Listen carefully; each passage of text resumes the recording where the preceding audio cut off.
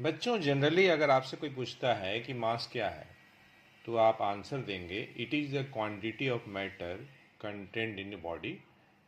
और आप ये भी बताएंगे कि मास जो होता है कांस्टेंट होता है। लेकिन बच्चों, it has been observe that in some special case there occurs variation in mass.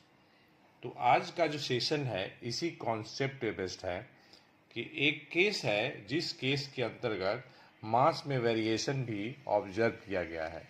तो वह केस कौन सा है, हम इसके बारे में डिस्कस करने वाले हैं। तो देखिए, उस केस के सपोर्ट में हमारे पास एक क्वेश्चन है और इस क्वेश्चन में कहा जा रहा है कि कोई इलेक्ट्रॉन है जिसका रेस्ट मास दिया हुआ है 9.109 इंटू 10⁻⁻31 kg। तो हमें निकालनी है उस इलेक्ट्रॉन का मास जब उसकी स्पीड 10⁻7 मीटर पर सेकेंड है। तो देखिए, हमें इलेक्ट्रॉन का रेस्ट मास दिया हुआ है जिसके लिए हम सिंबल इस्तेमाल करने वाले हैं एम नॉट। एम नॉट की वैल्यू है 9.109 इंटू 10⁻⁻31 kg। ये क्वेश्चन में दिया हुआ है हमें, और इलेक्ट्रॉन का स्पीड दिया हुआ है 10⁻7 मीटर पर सेकेंड, और स्पीड ऑफ लाइट हम जानते हैं 3 इंटू 10⁸ मीटर पर सेकेंड। तो हम लोग निकालेंगे इलेक्ट्रॉन का मास जब इलेक्ट्रॉन 10⁻7 मीटर पर सेकेंड के स्पीड से मोशन में है।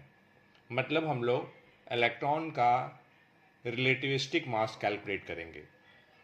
तो देखिए, रिलेटिविस्टिक मास कैलकुलेट करने के लिए हमारे पास फार्मूला होता है रिलेटिविस्टिक मास m बराबर m not upon √1 minus v square upon c square.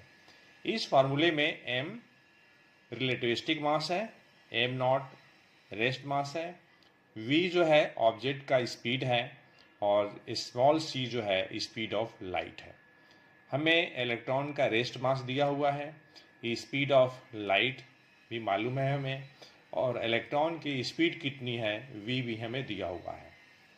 तो हम सबसे पहले v square upon c square calculate करेंगे। v हमें दिया हुआ है, इलेक्ट्रॉन की स्पीड 10⁻7, उसका स्क्वायर करेंगे 10⁻14 हो जाएगा।